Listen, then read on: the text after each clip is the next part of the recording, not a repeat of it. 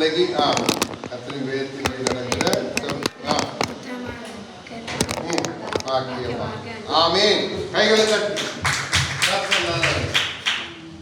கிருபை என்றும் மீண்டும் நாளை நம்மை நடத்தி வந்திருக்கிறார். நாம் பாடி துதித்தது அவர் இல்லாத ஒரு வாழ்வு வீணான வாழ்வாய் போயிருக்கிறது. நம் கர்த்தரை அதிகமாய் பற்றி கொள்ள வேண்டிய காலம். கர்த்தரை நாம் அதிகமாய் இறுக பற்றி கொண்டு அவரோடு இணைந்து நடக்கிற ஒரு கொள்ளாத காலத்துக்குள்ளே நாங்கள் வந்திருக்கிறோம். என்ன நமக்கு நம்மை சுற்றி நடக்கிற காரியங்கள், நம்மை சுற்றி இருக்கிற நமக்கு சத்துருவான வைத்திருக்கிற கண்ணிகள் எல்லாம் நமக்கு தெரிகிறது குறைவு. அப்படிப்பட்ட ஒரு காலத்துக்குள்ளே தான் தேவன் நம்மை நடத்தி கொண்டிருக்கிறார். அப்போ தேவன் நடத்துகிறோம் நம்மை அப்படியே தனித்து விட்டு விடுவாரோ? இல்லை. அப்போ அவருடைய திட்டத்தை தேவ பிள்ளைகள் புரிந்து கொள்ள வேண்டும். என்ன இன்னைக்கு நமக்கு தெரியும், இன்னைக்கு எவ்வளவுக்கு வார்த்தைகள் அங்கே மறுதளிக்கப்படுகிறது, எத்தனை வார்த்தைகளை அவர்கள் வேதத்திலே இருந்து எடுத்து விட்டார்கள். இன்னைக்கு பாருங்க, எல்லாரு கையிலும் வேத புத்தகத்தை ஏந்துகிற கைகள்ல கூட இன்னைக்கு டெக்னாலஜி வந்து விட்டது. அவர்கள் அந்த டெக்னாலஜியை வைத்து அவர்கள் பிரசங்கம் பண்ணுகிறார்கள். நல்லது, அது தவறு என்று நான் சொல்லவில்லை. ஆனால் அதிலே பாருங்க, சில நேரங்களில் அதை பார்த்து கொண்டு நமக்கு நிறைய மெசேஜஸ் வரலாம், நிறைய காரியங்கள் வரலாம். அதெல்லாம் நமக்கு தடையாக நம்முடைய ஆவிக்குரிய கண்களை மறைத்து விடும். அப்போ அங்கிருந்த ஆவிக்குரிய வெளிப்பாடு நமக்கு கிடைக்காது. அவர்கள் ஒரு பிரசங்கத்தை ஆயத்தப்படுத்தி அதை அவர்கள் கொண்டு வந்து உங்கள் மத்தியிலே தருகிறார். ஆனால் தேவன் நமக்கு அப்படி பேசுகிறவர் அல்ல.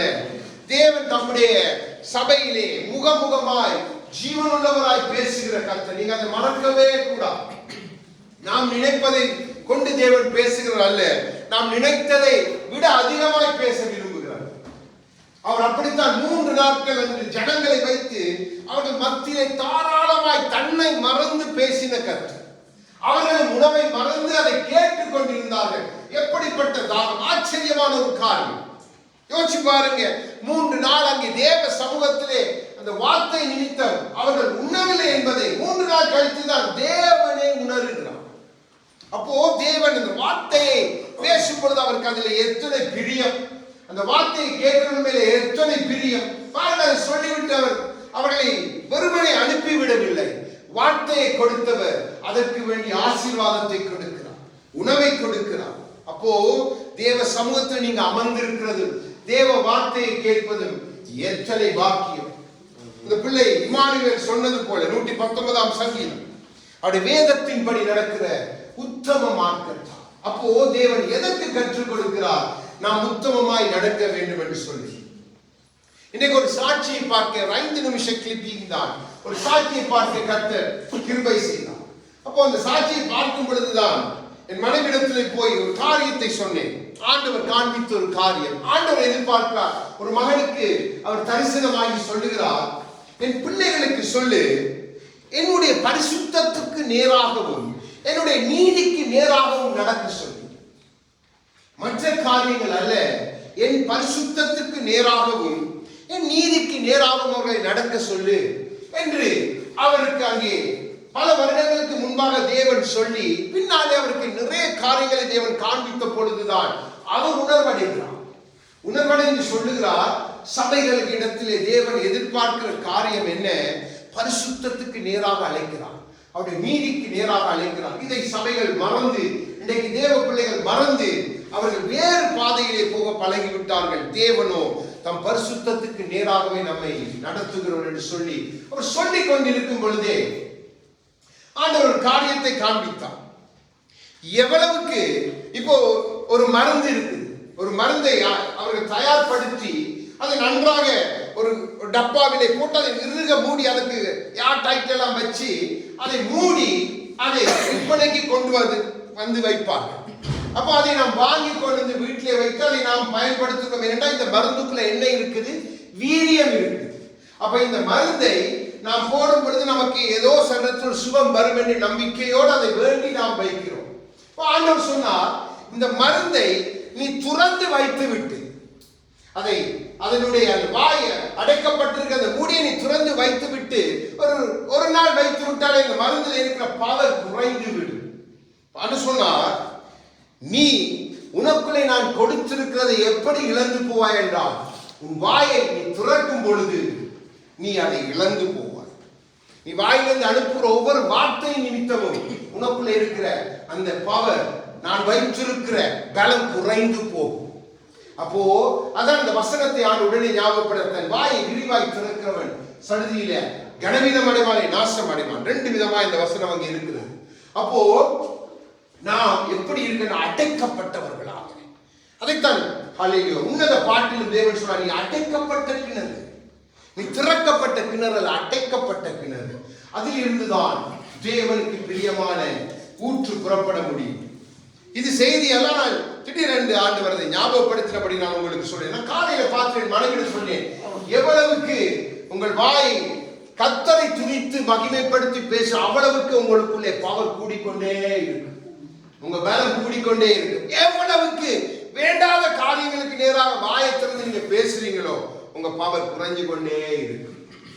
அப்போ உங்களோட பவர் குறைகிறதும் குறையாததும் உங்களோட வாயிலும் உங்களோட கண்ணிலும் இருக்குது, உங்களோட காதிலும் இருக்குது. இது 3 வாசல். இது எப்பொழுதும் அடைக்கப்பட்டு இருக்க. நாம் திறந்து கொட்டுறது எல்லாரும் கொட்டுறதை கேட்கக்கூடாது, தேவையில்லாத பார்க்கக்கூடாது. முடிந்த வரைக்கும் பேசுகிறோமா கர்த்தரை குறித்து, கர்த்தரை குறித்து பாருதான். இந்த 3 நாள் காரியம் இந்த இடத்துல வந்து கொண்டுதான் நான் அதை காண்பித்தார். இந்த 3 நாள் அவர் எவ்வளவு பேசியிருப்பார். சாதாரண காரியம் இல்லை, நமக்கு அதை எழுதி கொடுத்திருக்கிறார். அப்போ தேவன் பேசினால் பரலோகம் மகிமைப்பட்டது. அப்படித்தான் நாம் தேவ பிள்ளைகளும் அவரை மகிமைப்படுத்த வேண்டும் என்பதே தேவனுடைய நோக்கமும் விருப்பமும் சித்தமாய் இருக்கிறது. ஆக இன்றைய நாள் செய்தி கூடாது. மத்தேயு எழுதின சுவிசேஷ புத்தகத்திலிருந்துதான் இன்றைய நாள் செய்தியை நாம் பார்க்க போகிறோம். ஒரு முக்கியமான ஒரு காரியத்தை தேவன் நமக்கு கற்றுக் கொடுக்க போகிறார். இது ஆவிக்குரிய நம்முடைய கண்களை திறப்பதாக. கடந்த வாரம் நான் உங்களுக்கு கற்றுக் கொடுத்தது போல இதுவும் நம்முடைய ஆவியோடு தொடர்புடைய மிகவும் முக்கியமான ஒரு காரியம். ஆகவே மத்தேயு 10வது அதிகாரம் 10:34 வசனத்தை வாசிங்க. 15 சமாதானத்தை அனுப்ப வந்தேன் என்று எண்ணாதிருங்கள், சமாதானத்தை அல்ல பட்டயத்தையே அனுப்ப வந்தேன். ஆமென். இங்கே தேவன் பூமிக்கு அவர் வருவதற்கு முன்பாக சமாதானம் கூறப்படுகிறது. அந்த சமாதானத்தை கூறி வந்தவர் அங்கே ஜனங்கள் மத்தியிலே சொல்லுகிற ஒரு காரியம் சற்று வித்தியாசமாயிருக்கிறது. அவர்கள் வாய் சமாதானத்தை கூறுங்கள் என்று கற்றுக் கொடுத்தவர், சமாதானத்தையே போற வீடுகளுக்கு சொல்லுங்க என்று சொன்னவர் இப்ப சொல்லுகிறார்.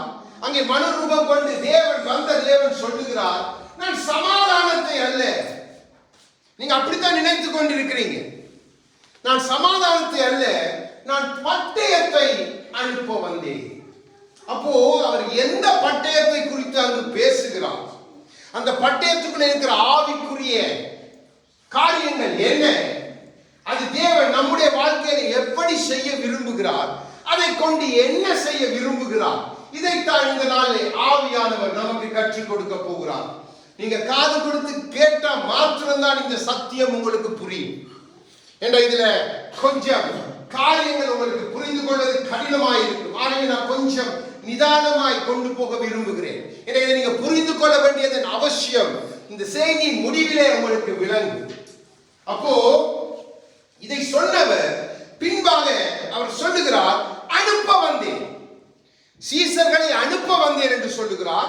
என்னை பிதா அனுப்பி வந்தேன் என்று சொல்லுகிறார். இங்கே சொல்லுகிறார், நான் பட்டயத்தை அனுப்ப வந்தேன். அப்போ தேவன் வந்ததனுடைய ஒரு நோக்கம் உண்டு. பட்டயத்தை அவர் அனுப்பும்படி வந்தார். அது என்ன பட்டயம்? இந்த பட்டயத்துக்கு 2 விதமான காரணம் நான் உங்களுக்கு காண்பித்துக் கொடுக்கிறேன்.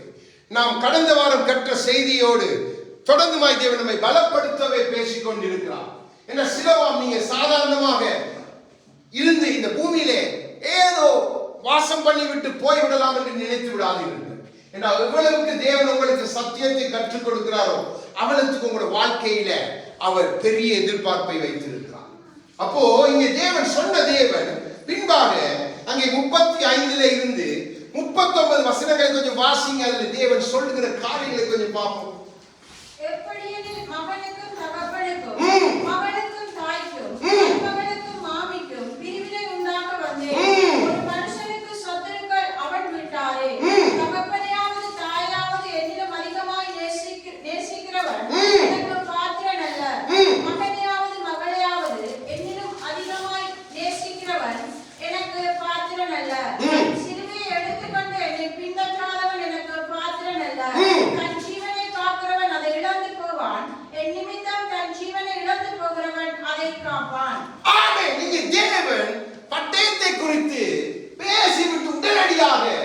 அங்கே தேவன் பேசுகிற காரியம் பாருங்க. தாய் தகப்பனை கனம் பண்ணு என்று சொன்னவர், அங்கே கணவன் மனைவி உறவை மேன்மைப்படுத்தி பேசினவர், தகப்பன் பிள்ளையோடு இங்கே எல்லாம் மாறுபாடாய் பேசுகிறார். நமக்கு பார்க்க என்ன தேவன் இப்படி பேசுகிறார் பாருங்க. சொல்லுகிறார், எப்படி இது மகனுக்கும் தகப்பனுக்கும், மகளுக்கும் தாய்க்கும், மருமகளுக்கும் மாமியாருக்கும் பிரிவினை உண்டாக்க வந்தேன், சேர்க்க வந்த தேவன், பூமிக்கு நன்மை செய்ய வந்தவர். இப்ப சொல்லுகிறார், நான் பிரிவினை உண்டாக்க வந்தேன். இப்ப சொந்தங்களை குறித்து பேசுகிறார். ஏன் இந்த பட்டயத்தோடு சொந்தங்களை காண்பித்து தேவன் பேசுகிறார்? பின்பாய் நான் உங்களுக்கு காரியங்களை காட்டி, இது ஆரம்பமே. அப்போ இது முகமுறை. அப்போ தேவன் இங்கே பேசுகிற காரியம் சொந்தங்களை காட்டி பேசிவிட்டு உடனே அடுத்த வசனம் சொல்லுகிறார், அவனுடைய வீட்டார் தான் சத்துருக்கள்.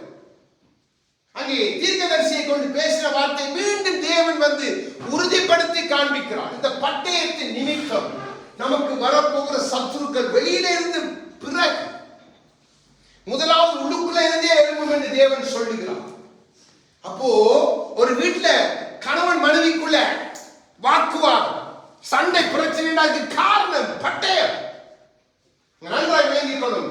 இந்த பட்டயம் என்ன நீங்க புரிந்து கொண்டாத்தான் நீங்க பின்பாய் காரியங்களை புரிந்து கொள்ள. தாய் தகப்பன் அதே மாதிரி நமக்கு எல்லா உணவுகளையும் நாம் அந்த இடத்திலே போட்டு பார்க்கலாம். இதை பேசின கர்த்தர் பின்பாக பேசுகிற காரியம் என்ன? ஜீவனை குறித்து பேசுகிறார். என்ன சொல்லுகிறார்? தன் ஜீவனை காக்கிறவன். அப்போ நம்முடைய ஜீவனை நம் காக்க முற்படும் பொழுது தேவன் சொல்லுகிறார், நீ இழந்து போவாய். அப்போ இந்த பட்டயத்துக்குள்ள தேவன் பெரிய காரியத்தை வைத்திருக்கிறார். இந்த பட்டயத்துக்குள்ள தேவன் ஏதோ ரகசியத்தை வைத்திருக்கிறார். அதை ஆவியானவர் நம் நடுவிலே விளங்கப்படுத்தி அதை காண்பிக்க விரும்புகிறார். இந்த சாதாரணமான வாழ்வு நீங்க வாழக்கூடாதுதான் தேவன் ஆழங்களை நமக்கு காண்பித்து நமக்கு அதிகமாய் அவரோடு நாம் ஐக்கியப்பட வேண்டும் என்று தேவன் பேசிக் கொண்டிருக்கிறார். கொஞ்சம் ஜனம்தான் பாருங்க. தேவன் பேசுகிற காரியங்கள் அநேகர் மத்தியிலே பேச வேண்டிய காரியங்களை தேவன் நம் மத்தியிலே எளிமையாய் பேசிவிட்டு செல்லுகிறார். இப்பொழுது ஏசாயா 34:5 இப்போ தீர்க்கதரிசியாய் தேவன் சொல்லுகிற ஒரு பட்டயத்தை நாம் பார்ப்போம். 34 அதிகாரம் 838 பக்கம், பழைய ஏற்பாடு. வானங்களில் என் பட்டயம் வெறிகொண்டது. இதோ ஏதோமின் மேலும் நான் சங்காரத்துக்கு நியமித்த ஜனத்தின் மேலும் அது நியாயம் செய்ய இறங்கும். ஆமென். நியாயம் செய்ய இறங்கும். இன்னும் இறங்க இல்லை, இறங்கும் என்றால் நடக்க போகிற காரியத்தை அங்கே தீர்க்கதரிசியூடாக சொல்லுகிறார். வானங்களிலே என்னுடைய பட்டயம் என்று சொல்லுகிறார். அவருடைய வாசஸ்தலம் அங்கு இருக்கிறது. வானாதி வானங்களை தாண்டி உன்னதங்களில் வாசம் பண்ணுகிறவர் அங்கே தன் பட்டயம் ஆயத்தமாயிருக்க சொல்லிவிட்டு ஏதோ வேறு யாரும் இல்லை. நன்றாய் விளங்கிக் கொள்ளுங்க. ஏதோ வந்து ஈசாக்குடைய யாக்கோபுடைய சகோதரர் ஈசாக்குடைய மகன் ஏசாவுடைய சந்ததியார் ஏதோ. அப்போ அவனுக்கு ஒரு பங்கை ஈசாக்கு ஆசீர்வாதமாய் கொடுக்கிறார். உன்னுடைய வாசஸ்தலம் எப்படி இருக்கும்? அது பணிகளோடும் சாரங்களோடும் உன்னதத்தில் இருக்கும் என்று அவனுக்கு ஒரு பங்கை பெற்றுக் கொண்டு வந்தான். ஆனால் தன்னுடைய சுயத்தின் நிமித்தமே அவன் புத்திர சுவிகாரத்தை இழந்து இங்கே ஏதோவை குறித்து பேசுகிறார். நன்றாய் விளங்கிக் கொள்ளுங்க. நான் புத்திர சுவிகாரத்தை இழந்தவன், அவனை நான் வெறுத்தேன் என்று தேவனே சொல்லுகிறார். அப்போ அவன் புத்திர சுவிகாரத்துக்கு உட்பட்டு இருந்தவன், அதை விட்டு விட்டான். அவன் மேலும் இந்த பட்டயத்துக்கு அதிகாரம் உண்டு. அடுத்தது வெளியில் இருக்கிறவர்கள் மேலும் இந்த பட்டயத்தினால் நான் அதிகாரம் செலுத்துவேன். இது தேவன் ஆயத்தப்படுத்தின ஒரு பட்டயம். இப்போ இன்னொரு காரியத்தை தேவன் சொல்லுகிறார், மிக முக்கியம். இந்த பட்டயம் எதற்கு தேவன் பயன்படுத்த விரும்புகிறார் என்பதை நாம் புரிந்து கொள்ள வேண்டும். 27 ஏசாயா 20 முதலாவது வசனத்தை வாசிங்க.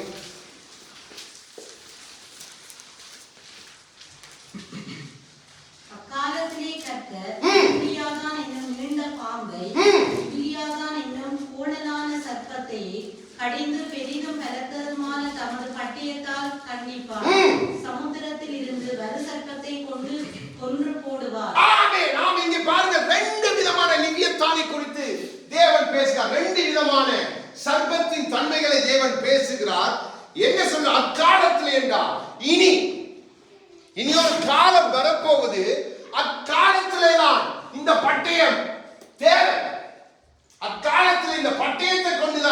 நான் என்ன செய்ய வேண்டும் என்றால் இந்த லிவியத்தான் கோணலும் மாறுபாடுமாக நடக்கிற இந்த லிவியத்தானை நிமித்தம் அந்த லிவியத்தானையும் அதே போல இந்த நீண்ட, அதாவது ஆதி ஆமத்திலிருந்து வந்து கொண்டிருக்கிற இந்த நீண்ட லிவியத்தானையும் நான் அக்காலத்துல என் பட்டயத்தால் கடிதும் பெரிதுமான ஒரு பட்டயம் அந்த நாட்கள் நான் எனக்காய் ஆயத்தப்படுத்துவேன்.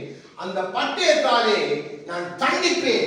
அப்ப தேவனுடைய நோக்கம் இந்த பட்டயத்துக்குள்ள பெரிதா இருக்கிறது.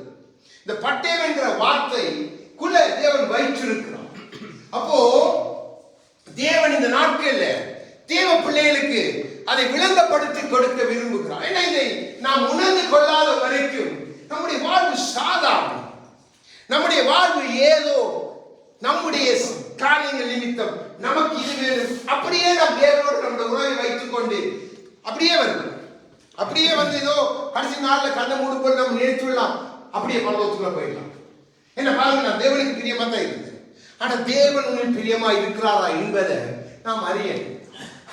இவன் எதற்கு இந்த காரியத்தை குறித்து பேசுகிறார் என்பதை நீங்க அறியணும். தேவன் என்னையும் உங்களை சும்மா காலங்களை கடந்துபடி இந்த பூமியில வைத்திருக்க ரட்சிக்க வேண்டிய அவசியமே இல்லை. முதல் நாளே ஞானஸ்தானத்தோட நாம் போயிடணும் அங்கே. அப்போ தேவன் அப்படி செய்யாமத்தான் நம்மை மீட்டு நமக்கு இந்த காரியங்களை கற்றுக் கொடுத்து இன்னும் நம் மீது பொறுமையா இருக்கிறார். உங்க அன்பு பெரியது, உங்க தயவு பெரியது, உங்க கிருபை பெரியது என்றெல்லாம் நாம் பாடி துதிக்கிறோம். நல்லது, உண்மைதான். இதெல்லாம் எதற்காக? அங்கதான் காரியம். அதை நாம் விட்டுட்டோம். நாம் அதை தெரிந்து கொண்டாதான் நம்முடைய வாழ்க்கையில நமக்கு ஜெயம். நாம் அதை தெரிந்து கொள்ள விரும்புகிறதே இல்லை. இப்போ எரேமியா தீர்க்கதரிசியில தேவன் ஒரு காரியத்தை சொல்லுகிறார். எரேமியா 51வது அதிகாரம்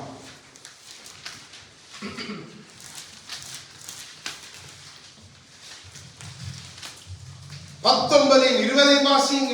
947வது பக்கம்.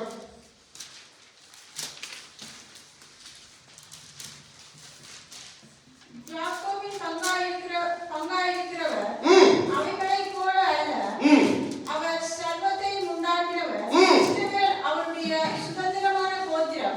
சேனைகளின் கர்த்தர் என்பது அவருடைய நாமம். எனக்கு தண்டாயுதம் அஸ்திராயுதமானவர். நான் உன்னை கொண்டு ஜாதிகளை நொறுக்குவேன், உன்னை கொண்டு ராஜ்யங்களை அழிப்பேன். ஆமே. நீங்க தம்மை குறித்து, தேவன் தம்முடைய வல்லமைகளை குறித்து, தான் யாக்கோபிலே எப்படிப்பட்டவர் என்பதை, எப்படிப்பட்ட பங்கா இருக்கிறேன் என்பதை சொல்லி அங்கே அடுத்த சொல்லுகிற காரியம், நீ என்றால் நம்மை பார்த்து சொல்லுகிறார். நீ என் கரத்தில் இருக்கிற தண்டாயுதமும் அஸ்திராயுதமுமானவன், நீ என் பட்டயம். அப்போ தேவனுடைய கரத்தில் இருக்கிற பட்டயமாய் என்னை உங்களை தேவன் நடத்த விரும்புகிறார். ஆகவேதான் நம்மை கொண்டுதான் பின்பாய் நம்மளுக்கு எல்லாத்தையும் காட்டி கொடுக்க. அப்போ உங்களுக்கு விளங்கு இந்த பட்டயத்தினுடைய தாற்பயம். இப்ப அடுத்ததாக உங்களுக்கு காண்பித்துக் கொடுக்கிறேன். அப்போ நாம் சாதாரண, நம்ம எதை புரிந்து கொள்றதே இல்லை. நாம் அவருடைய கையில என்னமா இருக்கிறோம், நம்மை அவர் என்னமாய், இதைத்தான் அவர் சொல்லுகிறார். அங்கே சொந்தங்களை காட்டி சொல்லுகிறார், ஜாதிகளை காட்டி சொல்லுகிறார். அங்கே லிவியத்தானைங்கிற சர்ப்பத்துக்கு எதிராய் சொல்லுகிறார். நான் கடிதம் பெரிதமான பட்டயத்தினாலே அது எப்படி நிறைவேறும் என்பதை நான் உங்களுக்கு காண்பித்துக் கொடுக்கிறேன். அப்போ நீங்க எப்படி இருக்கணும் என்று தேவன் எதிர்பார்க்கிறார். நீங்க எப்படி இருக்கிறீங்க நன்றாக யோசிச்சு பாருங்க. தேவனுடைய எதிர்பார்ப்பு உங்க மேல எப்படி இருக்குது? நீங்க ஆவிக்குரிய பிள்ளைகள் என்று அக்காலத்துல அவர்களுக்கு அது மறைபொருள். இப்ப நமக்கு ஆவியானவர் எல்லாத்தையும் தேவனுடைய அந்தரங்கங்கள் எல்லாம் வெளியில கொண்டு காண்பிக்கிறார். அப்போ இதெல்லாம் நமக்கு மறைபொருளா இருக்க முடியாது. அந்த காலங்கள் கடந்து விட்டது. இப்போ ஆவியானவர் சபைகளே எழுப்பு, சபைகளுக்குள்ளே இந்த உண்மையை, இந்த பலத்தை தெரிவிக்கணும். இந்த சபையெல்லாம் ஒடுங்கி போயிட்டு, தேவனுடைய சரீரம் சிதறி போயிட்டு, நசல் கொண்டது, சூம்பி போன கைகளோடு கால்களோடு தள்ளாடி தள்ளாடி தேவ பிள்ளைகளை வழிகளை மாற்றி சத்துரு அடித்து நொறுக்கி போட்டு. ஆனா தேவன் சொல்லுகிறார், நீ என் தண்டாய், நீ என் அஸ்திராய்.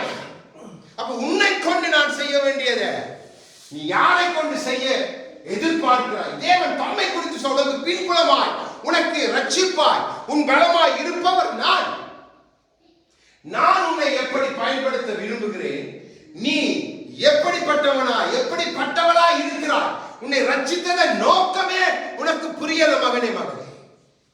இதுதான் நீ தேவ சபைகளுக்குள்ள இருக்கிற கண் குருட்டாட்டம்.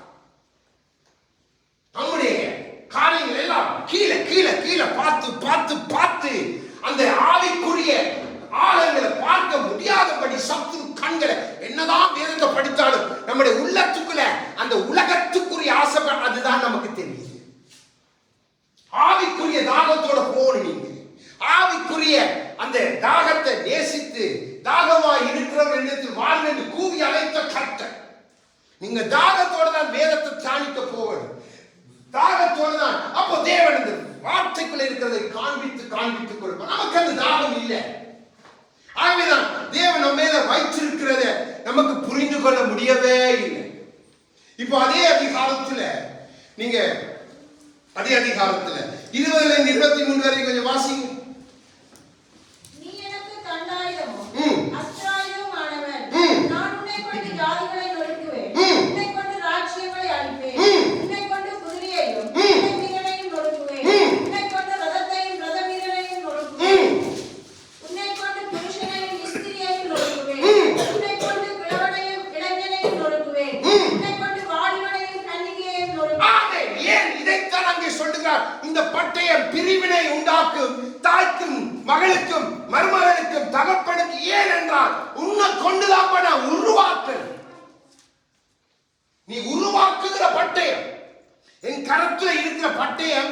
நம்ம நினைக்கிற மாதிரி பேதுரு பட்டயத்திற்கு காது அறுத்த மாதிரி இல்ல. தேவன் சொன்ன எனக்கு உனக்கு இந்த பட்டயம் உரையில போதும். அந்த பட்டயம் அல்ல, இது ஆவிக்குரிய ரீதியில ஆவியானவர் நமக்கு காண்பித்து கொடுக்கிறார். நீ பட்டயம் குடும்பத்தை, நீ பட்டயம் உன் குடும்பத்தை கர்த்தருக்குள்ள கொண்டு வருகிற பட்டயம். ஆனா மாறி எடுத்து குத்துற பட்டயங்களாய் மாறி மாம்சபதி கிரியை நடத்துறபடினா நீங்க குத்தி அழிக்கிறீங்க. தேவன் அப்படி பேசவில்லை. இப்ப தேவனே சொல்லுகிறார் எல்லாத்தையும் உன்னை கொண்டுதான் நொறுக்கணும். அன்று தீர்க்கதரிசியார் சொன்ன காரியம் அங்கே யுத்தம் வர இருக்குது. அதை இப்போ நம்ம ஆவிக்குரிய யுத்தத்தில் ஈடுபட்டு கொண்டு இருக்கிறோம். நாம் அதை காட்டிலும் அதிகமாக இருக்கணும். மாம்ச யுத்தம் அல்ல. ஆகவே நான் ஆவியானவர் இந்த பட்டயத்தில் மிகவும் கரிசனையாய் இருக்கிறார். என்ன இந்த பட்டயம் யாருடைய கருத்தில் இருக்குது, என்ன பட்டயம் நாம் புரிந்து கொள்ள வேண்டும். எபேசியர் 6:14 எடுத்து வாசிங்க. இந்த பட்டயத்துடைய 2 தன்மைகளை உங்களுக்கு காண்பித்து கொடுத்து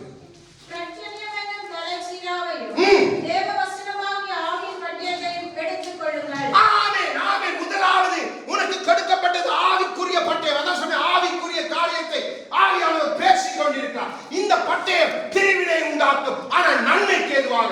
இந்த பட்டயம் நொறுக்கும், ஆனால் நன்மைக்கு ஏதுவாக. இந்த பட்டயம் வெட்டும், ஆனால் அது நன்மைக்கு ஏதுவாக. இதுதான் நம் கருத்துலே தேவன் கொடுத்திருக்கிற பட்டயம். ஆவியானவர் சொன்ன இந்த பட்டயத்தை தான் அனுப்பணும். அதான் சொன்ன அனுப்ப வந்தேன். இப்போ இந்த பட்டயத்துக்கு இன்னொரு காரியத்தை எடுத்து பார்த்தாங்க. எபிரேயர் 4:12 பாருங்க. இந்த பட்டயத்தை வார்த்தை எங்கெல்லாம் தேவன் பிரயோகிக்கிறான்னு நீங்க நன்றாய் பாருங்க.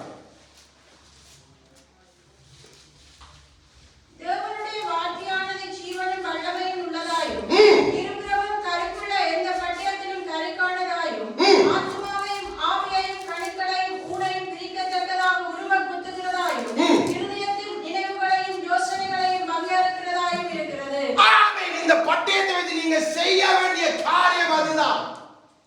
என்ன மனுஷனுடைய நினைவுகள் தாறுமாறு, மனுஷனுடைய வழிகள் தாறுமாறு. அது உன் தாயா இருக்கலாம், தகப்பனா இருக்கலாம், உன் மனைவியா இருக்கலாம், உன்னை சுத்தி இருக்கிற சொன்னார் ஆண்டவர். இது பிரிவினை உண்டாக்குற பட்டயம். ஆகவே வீட்டாலே உனக்கு சத்துரு. இதை நீங்க கையில எடுத்தாலும் இல்ல, நீங்க அப்படிப்பட்ட பட்டயமா இருந்தாலும் இதெல்லாம் உனக்கு வரணும். இதெல்லாம் தேவ ராஜ்யத்தின் நிமித்தம், அவருடைய பரிசுத்தத்தின் நிமித்தம், நீதி நிமித்தம் வரணும். அப்பதான் நீ அவருடைய கருத்துல இருக்க தண்டாயுதமும் அஸ்திராயுதமானவன். அப்ப உங்களைத்தான் ஜாதிகள் மத்தியில பேசுவான், தலைவர்கள் மத்தியிலே பேசுவார். மொழி தெரியாது அனைவர் மத்தியிலே கொண்டு போய் பேசுவார். கர்த்தர் என்ற பட்டயமாய் மாற்றி விட்டார். அதான் அடையாளம். நமக்கு விளங்குறதே இல்லை.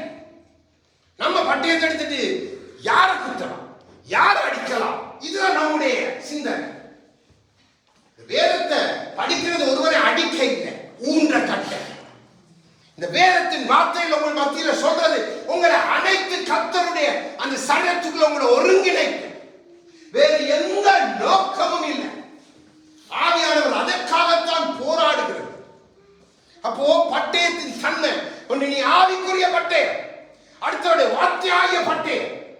ரெண்டு உனக்குள்ளதான் கர்த்தர் வைத்திருக்கிறார், ஜீவனாய் வைத்திருக்கிறார், சத்தமாய் வைத்திருக்கிறார். உங்களுக்கு கற்றுக் கொடுத்தேன் வார்த்தையின் தாற்பயங்களை, ஒளியின் தாற்பயங்களை, கிறிஸ்துவோடு எப்படி இணைக்கப்பட்டிருக்கிறதை காண்பித்துக் கொடுத்தேன். அப்போ இதெல்லாம் நம்மை பலப்படுத்தணும். நம்முடைய சத்தம் எதற்கு? நம்ம எதற்கு சத்தத்தை? நமக்கு புருஷனோட சத்தம் இல்ல பஞ்சாதியோட சத்தம், தேவையில்லாத சத்தம், அந்நிய சத்தம். அப்ப சாத்தான் வந்து நின்று அவன் உங்களை பட்டயமா வைத்து ஒருவரை வெட்டி குத்தி கிழித்து வீட்டை கலங்களாக்கி விட்டுருவான். குடும்பம் அவுட். தெரியுமா எத்தனை குடும்பங்கள், எத்தனை பேர் அனுதினம் எடுத்து அழுகிறாங்கன்னு தெரியுமா? கல்யாணம் 7 வருஷம் 4 வயசுல பிள்ளை தாயில சொல்ல கேட்டு புருஷன் விட்டுட்டு போயிட்டான்.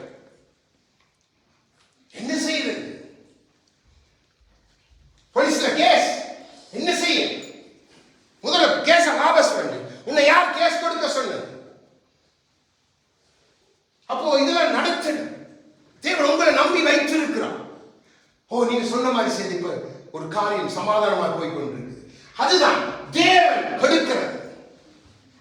தேவன் நம்மை அதற்கு தான் வைத்திருக்கிறார். பிரிவினை உண்டாக்கி பிரித்து போட்டு போன்று சொல்ல இல்லை. இந்த பட்டயம் நன்மையாய் மாறத்தக்கதாய்த்தான் ஆவியையும் வார்த்தையை நமக்கு இணைத்து கொடுத்திருக்கிறார். அது நமக்குள்ளே வாசம் பண்ணி கொண்டே இருக்கு. இதைத்தான் உங்களுக்கு நான் கடந்த வாரமும் கற்றுக் கொடுத்தேன். அதன் தொடர்ச்சியாய்த்தான் தேவன். அப்போ இதுக்கு ஒரு தலைப்பு என்ன? காலையில் நான் யோசிச்சு கொண்டிருக்கும் பொழுது ஆண்டவர் சொன்னார், பட்டயம் உன் கை. ஆங்கிலத்திலேயும் நான் எழுதுறேன், sword in your hand. sword in a war, பட்டயம் உன் கை. பட்டயம் உங்க கை. ஆனா பட்டயத்தை பிடிச்சிருக்கிற நீங்க எப்படி இருக்கிறீங்கன்றதுதான் பரிதாபமான நிலை. இதை பார்த்துதான் ஆவியானவர் துக்கப்படுகிறார். இப்போ பாருங்க, லூக்கால ஒரு காரியத்தை உங்களுக்கு காட்டி கொடுக்கிறேன். லூக்கா 2ஆம் அதிகாரம் 34 35 ஒரு கடத்து வாசிங்க.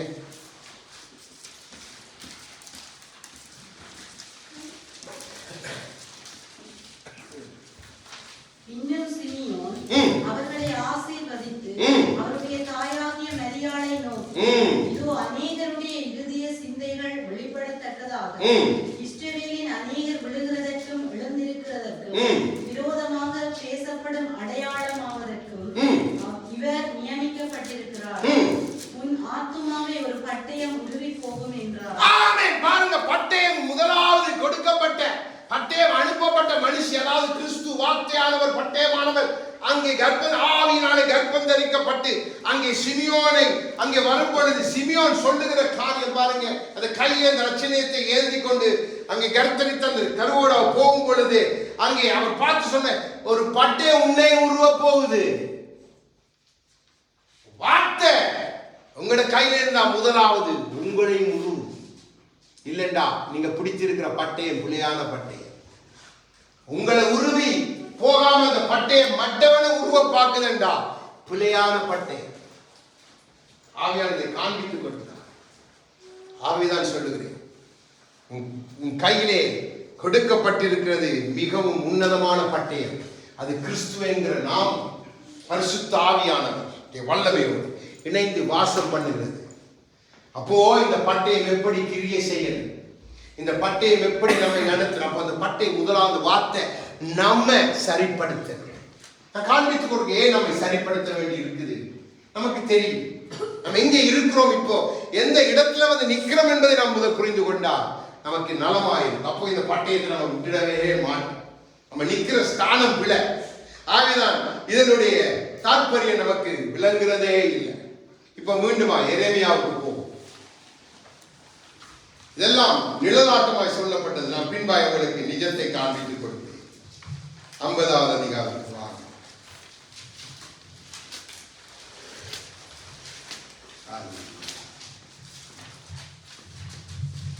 இப்ப முதலாவது 14 வாசிங்க.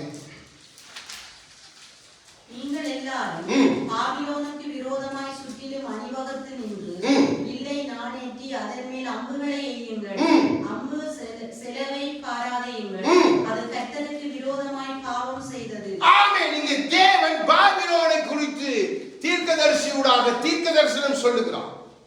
அப்போ தேவன் பாபிலோனுக்கு விரோதமாய் நிற்கணும் தம் ஜனத்துக்கு சொல்லுகிறார். தம்மாலே தெரிந்து கொள்ளப்பட்ட ஜனமாகி இஸ்ரவேலுக்கு சொல்லுகிறார், நீ செலவை பார்க்க கூடாது, நீ அதற்கு விரோதமா தான் இருக்கணும்.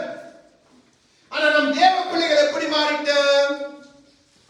நாம் தேவ ராஜ்யத்துக்கு தான் செலவை பார்க்கிறோம். ஆனா பாபிலோனுக்கோ தாராளம்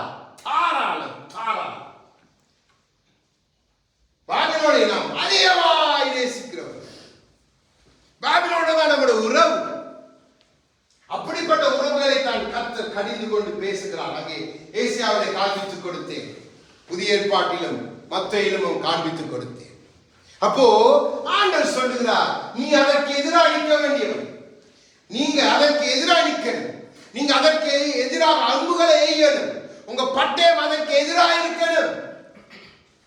அப்போ நீங்க அதன் நிமித்தம் வருகிற செலவை நீங்க பார்க்காதீங்க என்று அது கர்த்தருக்கு விரோதமானது பாபிலோன். கர்த்தருக்கு விரோதமானது பாபிலோன். காண்பித்துக் கொடுக்கிறேன், கர்த்தருக்கு விரோதமானது பாபிலோன். அப்போ நம்ம பாபிலோன் நேசிக்கிறோம், கர்த்தரையோ நாம் நேசிக்கிறதே இல்லை. கர்த்தருக்கு ஐயோ இப்ப நமக்கு தெரியும், வேண்டாத வியாக்கியங்கள் வேண்டாம், அதை குறித்து நான் பேச வரவில்லை, அது தேவையும் இல்லை. ஆனால் நமக்கு தெரியும் நாம் எப்படிப்பட்டோம் என்பது நன்றாய் நமக்கு தெரியும். நாம் எதிலே தாராளமாய் இருக்கிறோம், எங்கே கையை இறுக்கி இருக்கிறோம் நமக்கு தெரியும். ஆகவே அதை குறித்து நாம பேச வேண்டிய அவசியமே இல்லை. அது கர்த்தரே ஒரு நாளே நியாயம் தீர்க்க வல்லவராய் இருக்கிறார். சத்தியத்தை மாத்திரம் நான் உங்களுக்கு காண்பித்துக் கொடுக்கிறேன். இப்போ ஆண்டவரே சொல்றார், நீ செலவை பார்க்காத, அதுக்காக நீ அந்த பாபிலோனுக்கு விரோதமா என்னெல்லாம் செய் என்றா, நீ என்னுடையவன், நீ என்னுடையவன், நீ என் கையில தண்டாயுதம் அஸ்திராயுதமா இருக்கப்படினால் நான் உனக்கு பின்பா இருக்கிறவர் எப்படி சர்வ வல்லவர். ஏன் ஆண்டவர் சொல்ல செலவை பார்க்காத, அதை பார்க்காத, அம்புகளை படிக்க ஏன் ஆண்டவர் சொல்லுங்க, பின்புலத்துல இருக்கிறவர் உங்களுக்குள்ள இருக்கிறவரை நீங்க அறியவே இல்லை. ஆகவேதான் நமக்கு நாளைக்கு என்ன வேணும், நாளைக்கு பிடிச்சு வைப்போம், நாளைக்கு பிடிச்சு வைப்போம், அதுக்கு பிடிச்சு வைப்போம். கர்த்தர் no no no no no no no no. வருஷக்கணக்கு, ஒரு வருஷமா 6 மாசமா போட்டதுல பாதி நமக்கு தெரியும். அதை கர்த்தரே ஒரு நாளே கணக்கு கேட்கப்படும். உங்களுக்கு தெரியும், தேவன் எல்லாத்திலும் உண்மை உள்ளவர். இப்ப தொடர்ந்து வாசிங்க 19 வரை. இல்ல 19 வாசிங்க, 19 வாசிங்க, நேரடியா 19.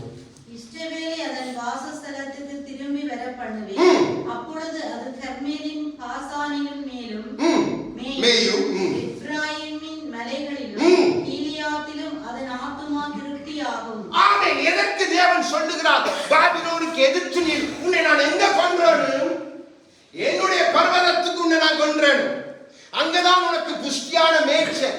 இப்ப நம்ம சொல்றோம் கர்த்தரின் மேய்ப்பர், அப்படி செய்றீங்க இப்படி செய்றீங்க, ஜீவனால நன்மைக்கு எத்தனை பேர் காணுவீங்க, எத்தனை பேர் விட போறீங்க? அப்போ தேவன் சொல்லுகிறார், தீர்க்கதரிசி இஸ்ரவேலின் வாசஸ்தலத்துக்கு, அதாவது இஸ்ரவேலர்களாகிய உங்களை தன்னுடைய வாசஸ்தலத்துக்கு கொண்டு வருவது என்பதே அவர் நமக்கு பண்ணி இருக்கிற பிரதானமான வாக்குத்தத்தம். இதைத்தான் அன்றைக்கு விட்டான், பாபிலோன்ல போய் கொண்டான், பாபிலோன்ல போய் சிறைப்பட்டு அங்கிருந்து அழுதாங்க. நாமும் அப்படித்தான் அழுத நமக்கு ரட்சிப்பை கொடுத்து மீட்டு இருக்கிறார். ஆனால் இன்னும் நம்முடைய உறவு பொல்லாத பாபிலோனில் தான். ஆண்டவர் சொல்லுகிறார், நான் கொன்றேன் கீழையா, என்னுடைய செழிப்பான கீழையாத்துல நான் நேய பண்ணேன், அதை நான் என் ஆடுகளை சேர்க்கணும், என் காளைகளை எடுத்து கொண்டு வரணும். எப்ராயிம் மலைகள்,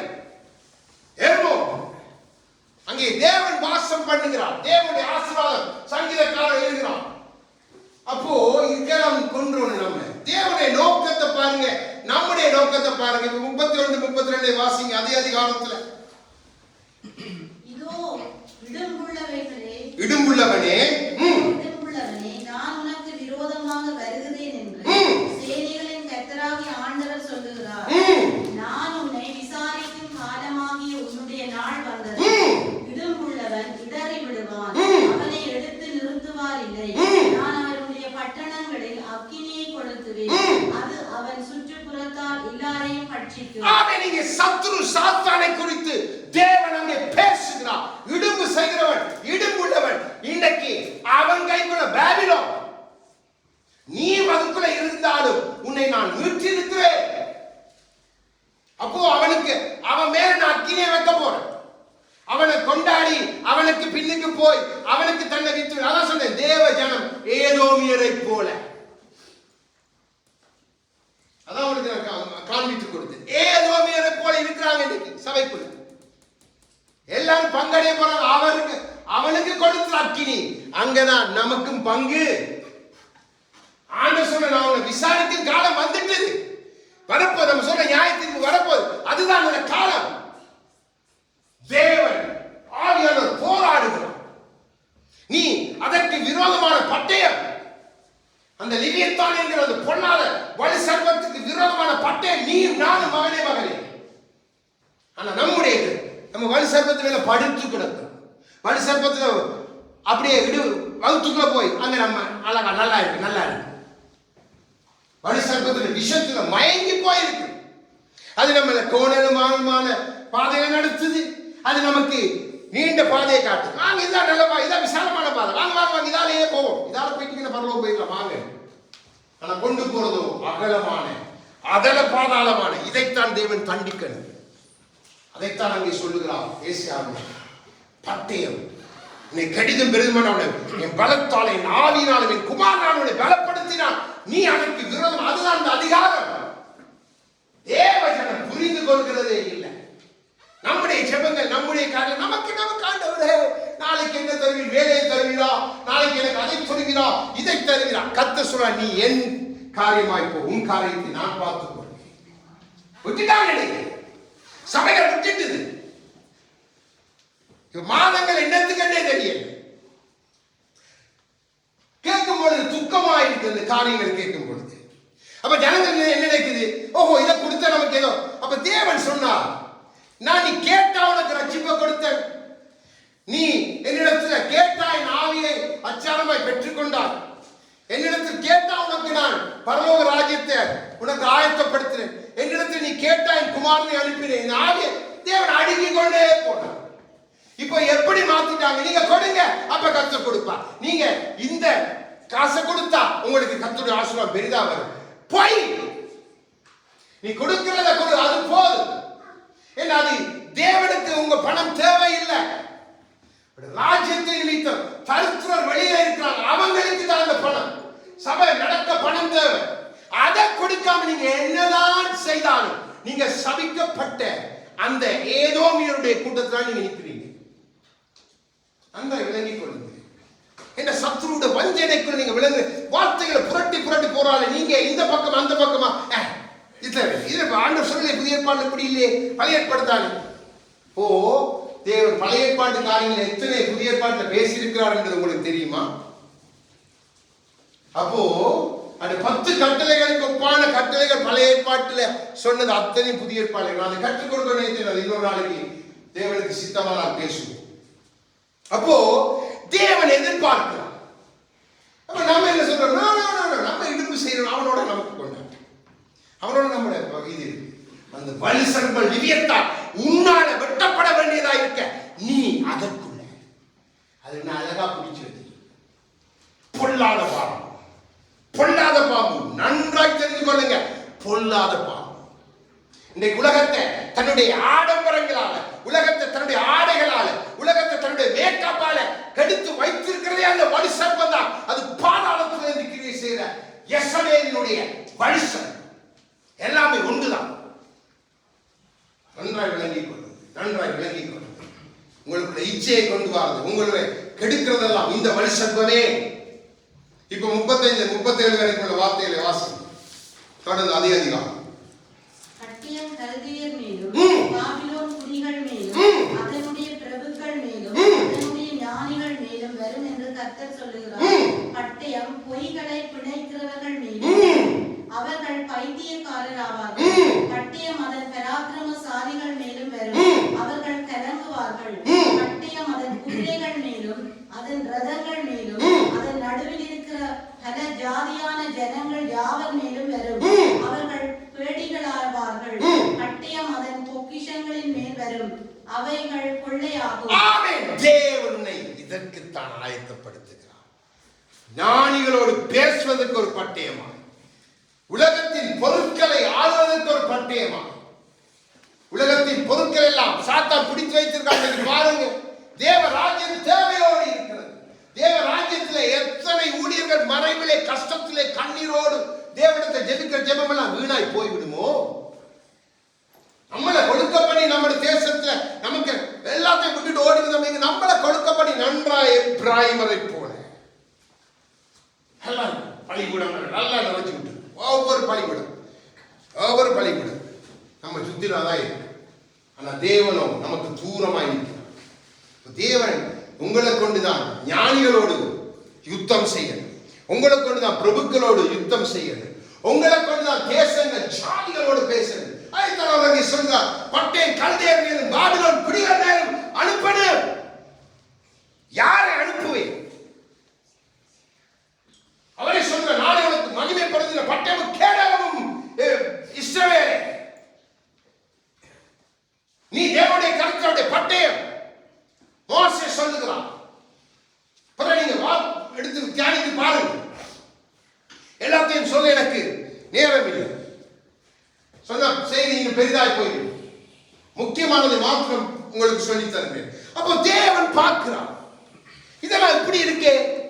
இப்ப இவனும் இதைத்தானே போய் பட்டயத்தை கொண்டு போய் களவெடுத்துட்டு வரான். கொண்டு தண்டை பொக்கிச்சு தண்டை ஆகான் செய்தது போல தண்டை கூடாரத்துக்குள்ள கொண்டு தேவன் சாபத்துக்கு சொன்னதை வச்சுட்டு அமர்ந்துருக்கான் குடும்பத்தோடு. தேவ ராஜ்யத்துக்கு தான் இல்லைன்னா பாருங்க, எத்தனை நமக்கு தெரியுது, சுற்றி எத்தனை காரியங்கள் நடக்குது. நம்ம எல்லாத்தையும் பெருசா கட்டலாம். ஒரு நாள் ஆண்டு சொன்னார், நம்மளுக்கு காண்பித்து கொடுப்பேன். எல்லாம் நமக்கு நல்லா பாத்தீங்களா, இதை பாத்தீங்களா, அதை பாத்தீங்களா, இந்த காரை பாத்தீங்களா, இன்றைக்கு சொல்றவங்க இருக்கிறாங்க. நான் சொல்லவில்லை, வேதமும் சொல்லவில்லை வீட்டை கட்டக்கூடாது, காரை வேண்டக்கூடாது. நான் அப்படி சொல்லவில்லை. அது தேவன் நமக்கு கொடுத்த கர்த்தருக்கு ஸ்தோத்திரம். நமக்கு அதை கட்டுற ஆசை அளவு கடந்து போகுது. அதற்குள்ள நம்முடைய நிலைமைகளை நம்ம பார்த்து எப்படி வந்த கர்த்தருக்குள்ளாவே என்னை ரட்சியும், கர்த்தாவே வாழ்வெல்லாம் நீராகணும், நினைவெல்லாம் நீராக. வாழ்வும் நினைவு அவராய் இருந்தால் இதுதான் வாழ்வு, இதுதான் நினைவு. இந்த நினைவுக்கு விரோதமா நீங்க செயல்பட்டுட்டு, இந்த வாழ்வுக்கு விரோதமா நீங்க செயல்பட்டுட்டு நீங்க எப்படி சொல்லலாம்? நம்ம எல்லாம் லேசாக பார்க்கிறவர்கள். தேவன் நம்மை ரட்சித்து முடிவு பரியந்த நிலைநிறுத்த இந்த தேவன் நம்முடைய தேவன் சதா காலங்கள் மரண பரிந்து நம்மை நடத்த விரும்புகிறார். நம்ம தேவன் இடையே ஓடுற ஜனங்கள். அப்போ தேவன் அதை விரும்புகிறதே இல்லை. இப்ப 44 46 வாசிங்க. இதோ புரண்டு ஓடுகிற ஜோர்தானில் இருந்து சிங்கத்தை போல் பலவானுடைய தாவரத்துக்கு விரோதமாக வருகிறார். அவனை அங்கிருந்து சடுதியிலே ஓடிவர பண்ணுவேன். நான் அதற்கு விரோதமாக கட்டளையிட்டு அனுப்ப தெரிந்து கொள்ளப்பட்டவன் யார்? எனக்கு சமமானவன் யார்?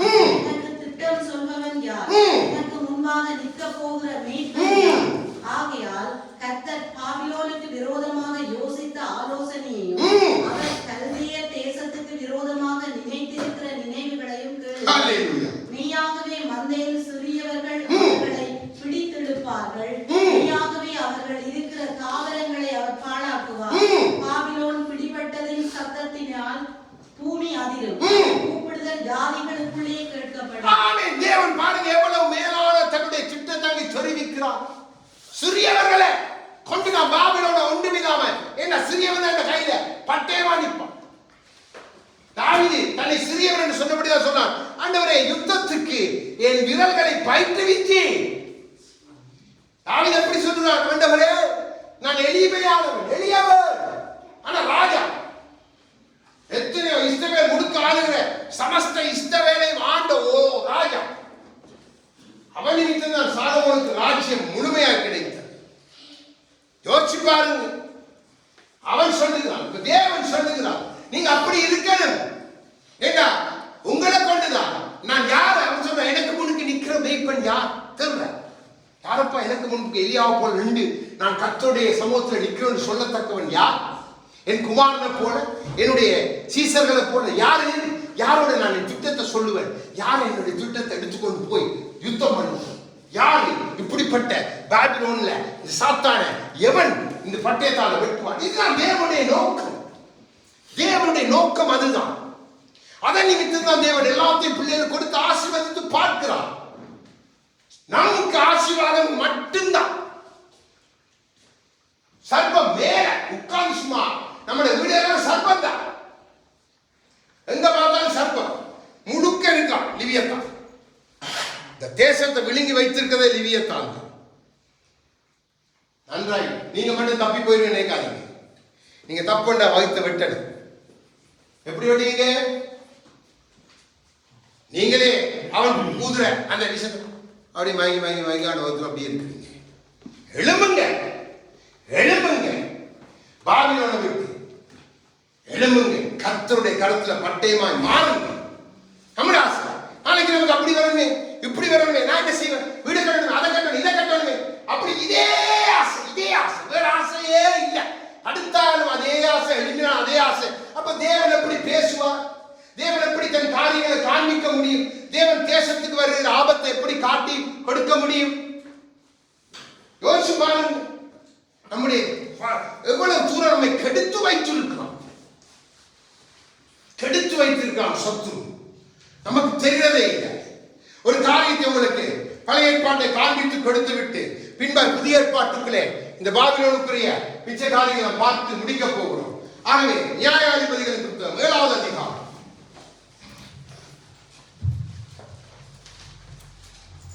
தேவன் எப்படி ஞானத்தை கொடுத்திருக்கிறார் மனிதனுக்கு.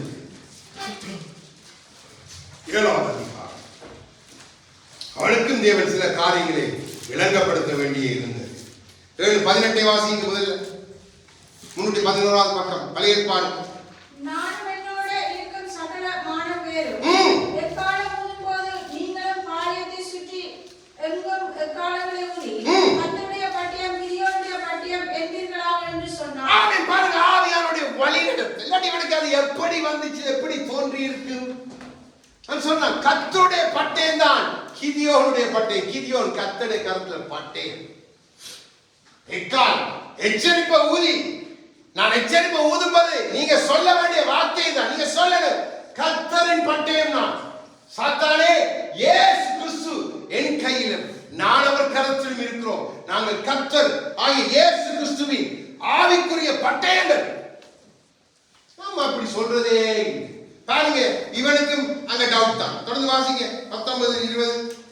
நடிகாமத்தின் துவக்கத்தில் ஜாமக்காரர்களை மாற்றி வைத்த பின்பு கிதியோனும் அவருடன் 100 பேரும் அந்த ஜாமத்தின் துவக்கத்திலே பாளையத்தின் முன்னிலை வந்து எக்காலங்களை ஊதி தங்கள் கைகளில் இருந்த பானைகளை உடைத்தார்கள். 3 பானைகளில் மனுஷரும் எக்காலங்களை ஊதி பானைகளை உடைத்து தீவட்டிகளை தங்கள் இடது கைகளிலும் ஊதும் எக்காலங்களை தங்கள் வலது கைகளிலும் பிடித்துக் கொண்டு கர்த்தருடைய பட்டயம் கிதியோனுடைய பட்டயம் என்று சத்தமிட்டு. ஆமென்.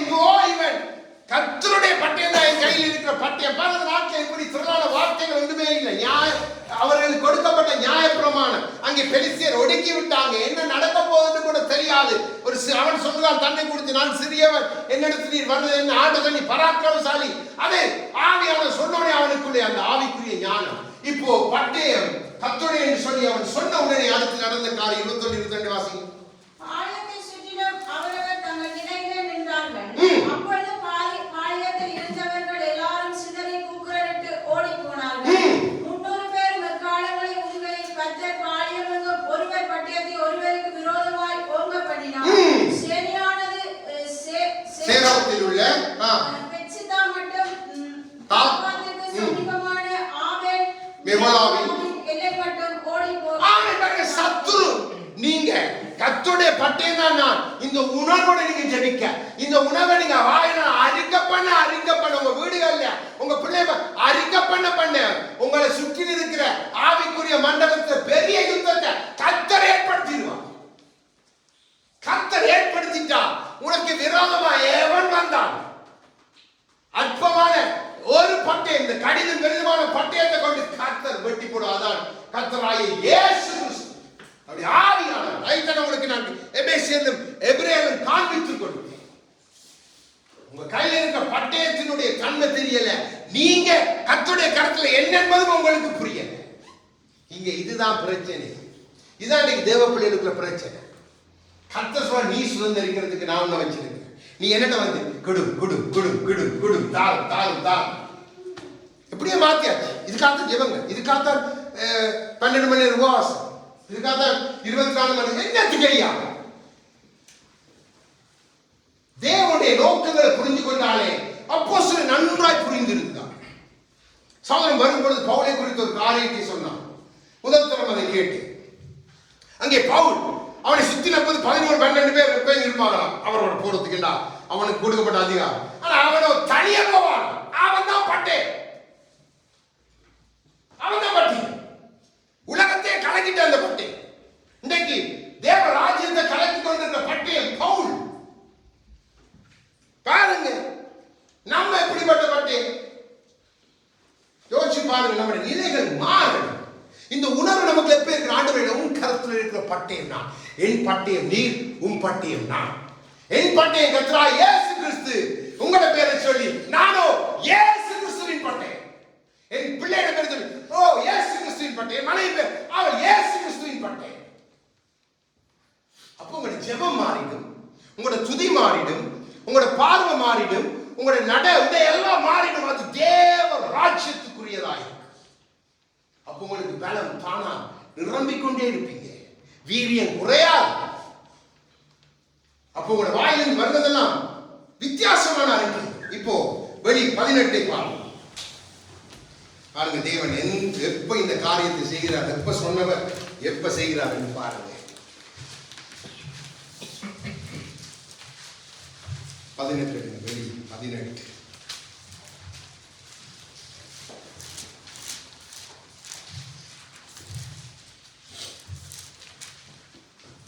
ரெண்டு வாசிங்க. 2, 3, 4. அவன் பலத்த சத்தமிட்டு பாபிலோன் விழுந்தது. அது பேய்களுடைய குடியிருப்பும் அசுத்த ஆவிகளுடைய காவல் வீடும் அசுத்தமும் அருவருப்பும் உள்ள சகலவித பறவைகளுடைய கூடுமாயிற்று. ஆமென். ஏன் தேவன் பாபிலோனுக்கு விரோதமாய் கடைசி வரைக்கும் நிற்கிறாரா? பாபிலோன் எப்படிப்பட்டது? முழுக்க முழுக்க அந்த காலத்தின் வல்லமை உடையது. அதைத்தான் இந்த வசனம் சொல்லுது. தொடர்ந்து வாசிங்க. அவனுடைய வேசித்தனத்தின் உக்கிரமான மதுவை எல்லா ஜாதிகளும் குடித்தார்கள். பூமியின் ராஜாக்கள் அவளோட வேசித்தனம் பண்ணினார்கள். பூமியின் வர்த்தகர் அவளுடைய செல்வ செருக்கின் மிகுதியினால் ஐஸ்வர்யவான்கள் ஆனார்கள் என்று விளம்பினார். பின்பு வேறொரு சத்தம் வானத்திலிருந்து உண்டாக கேட்டேன். அது என் ஜனங்களே, அவளுடைய பாவங்களுக்கு உடன்படாமல் அவளுக்கு நேரிடும் பாதிகளில் அகப்படாமலும் இருக்கும்படிக்கு அவளை விட்டு வெளியே வா. கிளியராய் சொல்லித்தாரா ஆண்டவர். கிளியரா இந்த லிவியத்தான் தான் பாபிலோன் ஆளுகை செய்து கொண்டிருக்கிற லிவியத்தான். அவன் தன்னுடைய பாதாளத்துல இருந்து ஆளுகை செய்கிறான். இவனை விட்டு நீ வெளியில வந்து இவனுக்கு விரோதமாய் நிற்கணும். என் ஜனமே, என் பட்டயமே, என் தேவ ஜனமே, இவனுக்கு விரோதமாய்த்தான் நானும் சிலுவையில் யுத்தம் செய்து அந்த வெற்றியை சுதந்திரித்து உங்க கையில கொடுத்துட்டேன். என்ற யுத்தம் இன்னும் முடியல. பாருங்க, முடியுது எங்க? முடியல, இன்னும் சம்பவிக்க போறது. இதுக்கு தான் கர்த்தர் உன்னை பட்டயம் என்று சொல்லுகிறார், அஸ்திராயுதம் என்று சொல்லுகிறார், தண்டாயுதம் என்று சொல்லுகிறார். உன் பட்டயத்தினால் ஞானிகளோடு ஜாதிகளோடு நான் உன்னை கொண்டுதான் பேச. தேவ பிள்ளைகளுக்கு இந்த வெளிப்பாடு வந்துட்டாலே கண்கள் திறக்கப்பட்டு ஆவி சும்மா உயிர் பெற்று அனலாய் மாறும். ஒருத்தனை பார்க்கும்போது இந்த உணர்வு, ஆண்டவரே நான் உன் கையில பட்டயம், நீர் என் கையில் பட்டயம். அப்போ நான் என்ன செய்யட்டும்? அந்த உணர்வோடு நாம நடக்க வழிகிட்டோம். அப்படி இல்லையே, நம்ம இப்ப வெளியிடத்துக்கு நம்ம போயிட்ட வேண்டாம், அங்க போன நம்மளை பார்த்தாலே பார்க்கணும்னு சொல்லுவோம். தேவ பிள்ளைகளா இல்ல பாபிலோனுக்குரியவர்? பார்த்தோன்னு சொல்லுவான். சாட்சி வரணும். இந்த மனுஷன் உண்மை உள்ளவர், இந்த மனுஷன் நம்பிக்கை உள்ளவர். யார் பேர்ல? கர்த்தர் பேர்ல என்று புறஜாதின்னு சொல்லுவான். அந்த சாட்சி வரும், தேசங்களிலிருந்து வரும். கர்த்தர் நிரூபித்து காண்பிப்பார், நிரூபித்து காண்பிப்பார். எங்க போனாலும் ஒரே நினைவு, ஆண்டவரே உம்முடைய கரத்தில் நான் பட்டேன், நான் உம்முடைய கரத்தில் இருக்கிறேன், உம்முடைய பட்டேன். அப்போ நான் எப்படி இருக்கிறேன்? எவனையும் கிட்ட போய் போட்டான். டிவியில் ஒரு பாட்டு தான் போய் பார்க்குறீங்க, நிப்பாட்டு, டிவி நிப்பாட்டில் நான் அப்படியே போயிருக்கேன். அதுக்கு எனக்கு சம்பந்தம் இல்லை, அதெல்லாம் பார்க்கறது இல்லை. உலகத்து இதுகள் நான் பார்க்கறது இல்லை. ஏன்னா அது தேவனுக்கு பிரியம். உடனடி ஸ்ட்ரெயிட்டா சொல்லு, உடனே சொல்லு. தேவையான கதைகள், சினிமா உடனே பாட்டு, உடனே பாட்டு, பாட்டு. நம்ம அப்படியே செய்யணும், நம்ம அப்படியே செய்யணும். காப்பான் நமக்கு பின்னிக்கே சத்ரு ஆள் எடுப்பான், அவன் சூதன் நமக்கு தெரியாது. நம்ம சாதாரணமாக தான் பேசி வந்திருப்போம். நம்ம வந்த பிறகு அங்கிருந்து சாட்சி வரும், சாட்சி வரும். இந்த மனுஷன் எனக்கு பிடிக்க முடியல, பிடிக்க முடியல, ட்ரை பண்ணி பார்த்தா ஒன்றுமே பிடிக்க முடியலையே. அப்போ சாட்சி வரும். கர்த்தர் அதைத்தான் உங்களோட வாழ்க்கையில, என்னுடைய வாழ்க்கையில நீங்க பட்டே. கிதியோன் அப்படித்தான் அவனுடைய வாழ்க்கையை செய்து முடித்தான், அந்த கடைசியில விட்டுட்டான். ஆனா அவனுக்கு அந்த நமக்கு கொடுக்கப்பட்ட இத்தனை வெளிப்பாடுகள் இல்லை. அவனுக்கு அந்த காரியத்துக்குரிய வெளிப்பாடை கர்த்தர் கொடுத்தான். இப்ப நமக்கு திரளான வெளிப்பாடு, இந்த பூமியை குறித்து, பாபிலோனை குறித்து தேவன் வெளிப்பாடுகளை அள்ளி தருகிறார். இந்த பொல்லாத பிசாசின் தந்திரங்களை குறித்து, லிவியத்தானை குறித்து. இந்த தேசத்துல எது கிரியை நடத்த நினைக்கிறீங்க? எது கிரியை நடத்துன்னு உங்களுக்கு தெரியுமா? உங்களுக்கு தெரியாது. என்ற எந்த தேசம் இன்னைக்கு 3 தேசங்கள் ஆடம்பரம், அதாவது ஃபேஷனில் முன்னுக்கு நிற்குது. இந்த 3 தேசங்களை பிடித்திருக்கிற இந்த லிபியத்தான், அதாவது வல்லமையாக பிடிச்சிருக்கான். ஒன்று இத்தாலி, மிலான் என்று தான் போடுவாங்க, இத்தாலி போடுறது மிலான், நியூயார்க் அமெரிக்கா, அடுத்தது பாரிஸ். இந்த இடத்துல நீங்க பாருங்க, பேசித்தனத்தை குறைவா, இந்த இடத்துல தேவனை மறுதளிக்கிற கூட்டத்தை குறைவா, இந்த தேசத்துல தேவனை தேற ஜனம் உண்டா பாருங்க. இங்க நடக்கிற சம்பவங்கள், இங்க நடக்கிற அருவருப்பான காரியங்கள் எல்லாம் நீங்க பாத்தீங்கன்னா உங்களுக்கு தெரியும், உங்களுக்கு தெரியும் என்னெல்லாம் நடக்குது, தெளிவா தெரியும். அப்போ தேசம் ஆண்டவரை காண்பி கொடுத்தா, லிவியத்தை பிடிச்சிட்டான். மகனை நீதான் பட்டேன், நீதான் பட்டேன், எடு ஜெபம் பண்ணு, எடு துதி. அப்போ தேவன் காரியங்களை காண்பது, எந்தெந்த இடத்துல வெட்டணும் வெட்டுவோம், அந்த இடத்துல நீங்க வெட்டுவீங்க, காரியங்கள் மாறிப்போம். 24 முதலாவது 24 வாசிங்க. அதிலே 24 தீர்க்கதரிசியுடைய இரத்தமும் பரிசுத்தவான்களுடைய இரத்தமும் பூமியில் கொல்லப்பட்ட அனைவருடைய இரத்தமும் அவரிடத்தில் காணப்பட்டது என்று விளம்பினார். ஆயிரத்தில் காணப்பட்டதாம். யாரு? அதான் நான் சொன்னேன், சர்வத்தை கொள்ளுதவன். இந்த லிவியத்தான் என்ற வலி சர்ப்பத்திடத்துல காணப்படுது, இந்த பாபிலோனிடத்துல காணப்படுது. யாருடைய? என் பிள்ளைகளுடைய ரத்தம், என் பிள்ளைகளுடைய ரத்தம். அதான் தேவ பிள்ளைகளுக்கு விரோதமா எழுப்பி விடுறது. அடி கொள்ளு, சடையை விட, அதை விட எல்லாம் இவன் தான். இந்த சர்ப்பம் இத மேல கர்த்தர் பயங்கர கோபத்தோடு இருக்கிறான். நம்ம அதோட நமக்கு கூட்டு நட்பு, தேவனும் அருவர் இருக்கிறான். நான் காண்பித்துக் கொடுக்கிறேன் ஒரு வசனத்தினூடாக. இப்ப 20 வாசிங்க அதே அதிகாரத்தில்.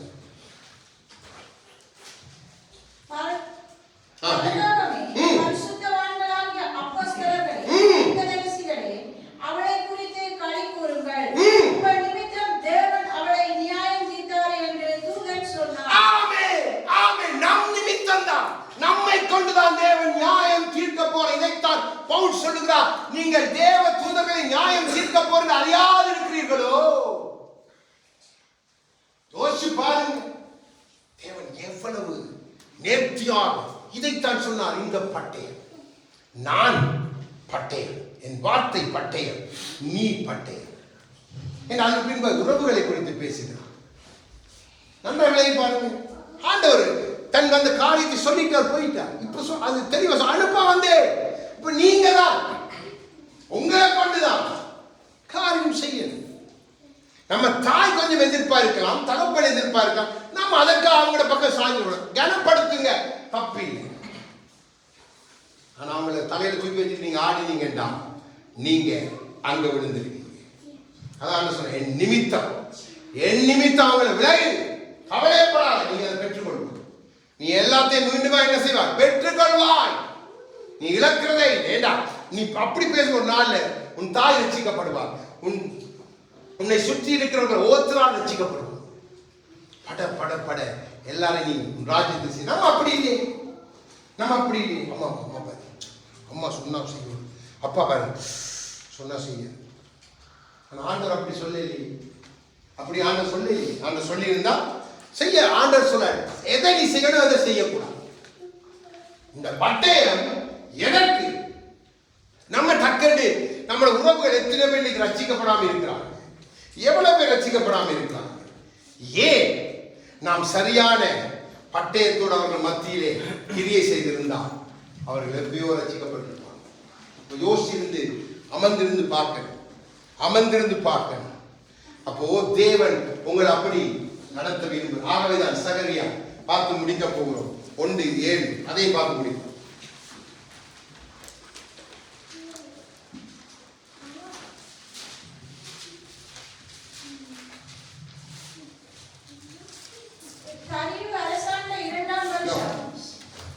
சகரியா 2:2